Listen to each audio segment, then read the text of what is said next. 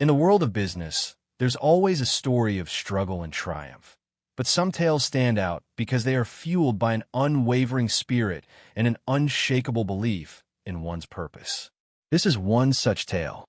Picture a hard-working woman who, after years of dedication, trust, and loyalty to the company, is suddenly faced with an unimaginable blow. She's fired. Not because of her performance, but because of her race. It is a harsh reality that many have faced in the corporate world.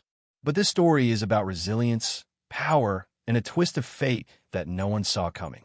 She was a black woman who, like many others, had worked her way up from the bottom. Her commitment and work ethic had earned her respect from her colleagues and even some higher-ups. However, the corporate world, with all its politics, couldn't see past the color of her skin. Despite her talent, she was let go under the guise of a restructuring, but it was clear to her that the real reason was much more personal. She had always felt the weight of being the only person of color in a predominantly white corporate environment, but she never let it define her. The day she was fired was one of those cold, indifferent days. She was called into the office by HR, and without warning, the rug was pulled from beneath her. The official explanation was vague and unconvincing. "It's just business," they said. But for her, it wasn't just business, it was personal. It was a reminder that, no matter how hard she worked, she would always be seen as less than her counterparts. But little did they know, this was the day her story would change forever. As the initial shock of being fired began to wear off, something incredible started to stir within her. She had been pushed to the edge, yes, but now, instead of staying down, she began to rise. What started as a feeling of betrayal quickly transformed into a driving force of motivation. She had been given an unexpected opportunity, freedom. This freedom wasn't just from the corporate world. It was the freedom to redefine herself and her destiny. She had always dreamed of owning a business, but like many people, had never dared to take that leap. The security of a paycheck, the comfort of a predictable routine. Those things often hold us back from taking the risks that could lead to greatness. But now, with nothing left to lose, she was ready to chase her dreams with the fire and passion that had always been inside her. She spent the next day reflecting on her skills, the network she had built over the years, and the deep knowledge she had gained in the industry. With a newfound clarity, she realized that the business world wasn't some distant, unattainable dream. It was something she could own. And more importantly, she knew the exact business she wanted to start. It was time to take what she had learned in the corporate world and put it to work for herself. She would create a business that reflected not only her values and expertise, but also her resilience and her fight against adversity. She understood that her experience as a black woman in a corporate setting had uniquely prepared her for this journey. The struggle had given her strength, and now it was time to turn that strength into something meaningful. With determination and clarity, she started her journey into entrepreneurship. The next steps were daunting, but she wasn't afraid. She had learned the power of perseverance, and she knew that no setback, no matter how great, could hold her back now. She began by researching the market, identifying the gaps she could fill, and understanding the needs of her potential customers. It wasn't easy. There were obstacles at every turn. Finding investors, securing capital, and navigating the complexities of starting a business was overwhelming. But she kept pushing forward. She had learned to embrace challenges rather than fear them. And then, one by one, the pieces started to fall into place. The connections she had built over the years, the skills she had honed, all began to show their value. Slowly, her dreams started to become a reality. She could almost see it now. The business she had always envisioned was within reach. The sun rose on a new day, but this time, she wasn't waking up to serve someone else's dream. She was building her own. As the wheels of her business plan began to turn, she was reminded of every moment that had tried to break her. Each slight, each rejection, each look that said, "You don't belong here." But instead of bitterness, she carried resolve. She started small. A home office, a borrowed desk, a single laptop, and a vision so large it barely fit inside the room. She used what she had, leaned into her network, and didn't shy away from asking for help. There's a myth that success comes only from independence, but she knew better. Community is power, and she had quietly built hers over the years. Calls were made, emails were sent, meetings were held in coffee shops and over video chats. People listened. They remembered her work ethic, her integrity, her passion. Some of the very colleagues who had stayed silent when she was fired now stepped forward to support her. It was as if her courage had awakened theirs. The industry she had once served as an employee now began to see her as something else, a force. She launched her business with purpose, not just to succeed, but to prove something deeper, that ownership wasn't just about money or titles, but about reclaiming power. For so long, Black women have been left out of boardrooms, leadership positions, and decision-making tables. She was here to break that pattern, not just for herself, but for every other woman who looked like her and had been made to feel small. And then came a moment no one expected. The very company that had fired her, it fell into crisis. Poor leadership decisions, financial mismanagement, and internal chaos began to unravel it from the inside. Customers pulled away. Investors started asking hard questions. Morale dropped. She watched from a distance, not with vengeance, but with clarity. Sometimes, what looks like rejection is really divine redirection. While they were scrambling, she was thriving. Her business began to gain traction. What began as a few clients turned into a waiting list. Her reputation for excellence traveled fast. Her brand became synonymous with innovation, inclusivity, and impact. And then, an opportunity. The struggling company that had once dismissed her, it went up for sale. She saw the headline and paused. Could this really be happening?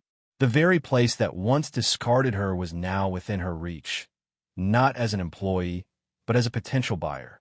She didn't hesitate. With confidence and composure, she rallied her investors, reviewed the numbers, and walked into the negotiation room with a calm, commanding presence. This time, no one overlooked her. They listened. They took her seriously. And when the deal closed, she walked out not just as a businesswoman, but as the owner. She didn't buy the company for revenge. She bought it for redemption. Now, she had the power to rebuild the company in her own image, to foster an environment of respect, equity, and vision. She rehired wisely, mentored generously, and led boldly.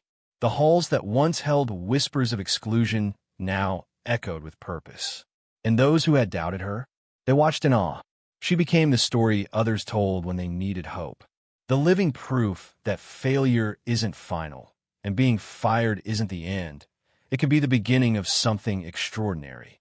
Now that she owned the company, everything felt different, not just for her, but for everyone watching. The story had flipped. What once felt like a closed chapter was now a brand new book, and she was writing every line of it in bold, unapologetic ink. She stepped into her office for the first time, not as someone awaiting instructions, but as the one setting the direction. The same glass door she used to walk through nervously now opened for her with a sense of purpose. Every step she took down the hallway was layered with memory, of unfair evaluations, of being spoken over in meetings, of walking out that door unemployed and unseen. But now, her portrait would one day hang in that hallway. She didn't just take over operations. She transformed the culture.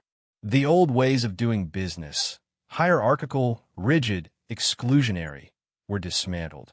In their place, she built a model rooted in collaboration, dignity, and real diversity, not just in appearance, but in voice, experience, and influence. She understood firsthand what it felt like to be the only Black woman in the room, to be questioned before being heard. So she changed the narrative. She hired leaders who valued humanity alongside profitability. She implemented mentorship programs, prioritized mental health, created inclusive hiring pipelines, and made it a company value to listen, truly listen, to all voices at the table. Under her leadership, the company didn't just bounce back, it soared. Revenue increased. Employee satisfaction skyrocketed. Clients returned, drawn by a renewed sense of purpose in the brand. People began talking, not just about her comeback, but about her leadership. She was featured in magazines, interviewed on national platforms, and honored with awards. But even with all the attention, she remained grounded. Because she never did this for applause. She did it for impact. And quietly, behind the scenes, she began something even more powerful. She started mentoring other Black women. Young women who were just starting out, navigating hostile workplaces, or doubting their worth. Now had someone who had been there, someone who understood. She shared her story not as a fairy tale, but as a roadmap. She spoke about her pain, her confusion, her moments of doubt. And in doing so, she gave others permission to rise too. Her story wasn't just about entrepreneurship or revenge, it was about justice, about rewriting what's possible, about planting seeds that would grow into legacies. And she didn't stop there. She launched a foundation dedicated to helping women of color access business funding, mentorship, and resources. She knew from her journey how often the lack of access, not lack of talent, was the real barrier. Her foundation quickly became a beacon of change, funding hundreds of small businesses, training future CEOs, and creating pathways out of cycles of exclusion. Every time a woman stood in front of a room and introduced herself as a founder, a leader, a decision-maker, she smiled. Because she knew that part of that victory belonged to the fight she never gave up on. She became the kind of boss she wished she'd had. Not everyone celebrated her, of course.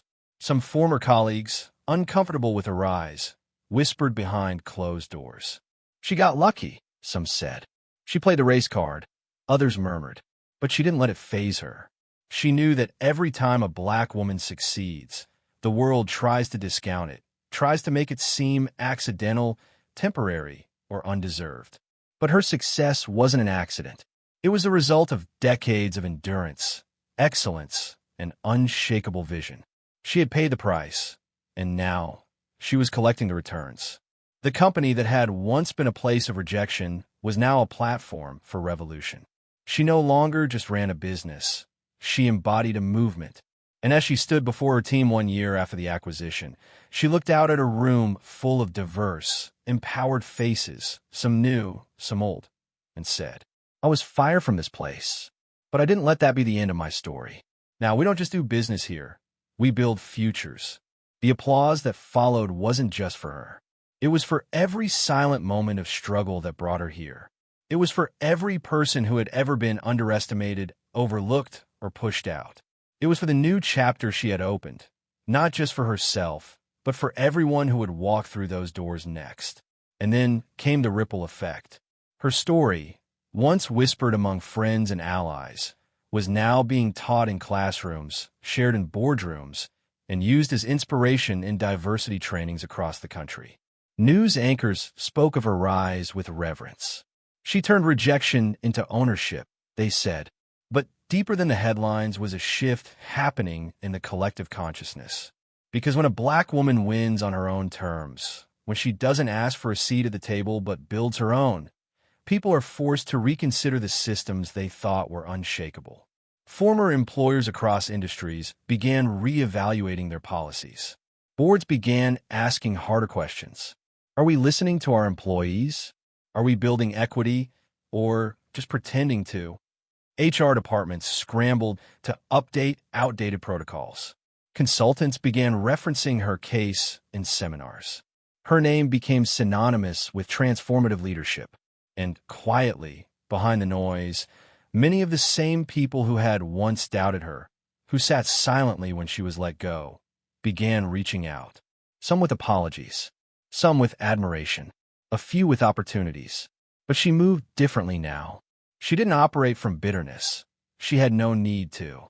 Instead, she walked in confidence and clarity. She had nothing to prove anymore. Her life was proof. For young Black girls watching from the sidelines, the message was clear. You don't have to shrink to survive. You don't have to play small to be accepted. You are powerful. You are enough. And you can own the very thing that tried to break you. Her story began appearing in textbooks on entrepreneurship, leadership, and social justice. Documentaries wanted her. Publishers courted her for memoirs. One university even offered her an honorary doctorate, acknowledging that what she built with her bare hands and unshakable spirit was more impactful than a traditional degree. She accepted all of it with grace, but stayed focused on the mission. Because beyond the media and milestones, what mattered to her most was impact. Real, sustainable, soul-shifting impact. She returned to the communities that had supported her, spoke in churches, sat in local panels, visited high schools in underserved areas, and told her story again and again. Not for praise, but to plant seeds. "I want you to know," she said to a room full of teenagers, "that the world will try to define you before you even discover who you are. But don't let it. You're not a mistake. You're not a problem. You're a solution waiting to happen." And the tears that followed from young girls who had never seen someone like themselves in power, that was the real reward. She also made space for healing. Because rising doesn't mean forgetting. She spent time in therapy. She reconnected with the parts of herself that had been buried under years of trying to be palatable, safe, and agreeable. And she let them come alive again. The laughter, the fire, the softness, the rage. She learned to take up space without apologizing. And she taught others to do the same. In her inner circle, she created safe havens for Black women, spaces where they could vent, dream, cry, and celebrate without code switching, without fear. These sisterhoods became the breeding grounds for more entrepreneurs, more leaders, more movements. She understood now more than ever.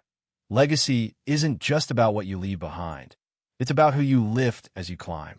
And years from now, when people speak of her, they may not remember the specific deals she closed or the exact numbers on a spreadsheet. But they will remember how she made them feel. They will remember that she refused to disappear, that she refused to accept the narrative handed to her. They will remember that the woman they fired didn't just bounce back. She built an empire. They'll remember that she didn't seek revenge. She sought restoration. And most of all, they'll remember that she didn't just win. She changed the game.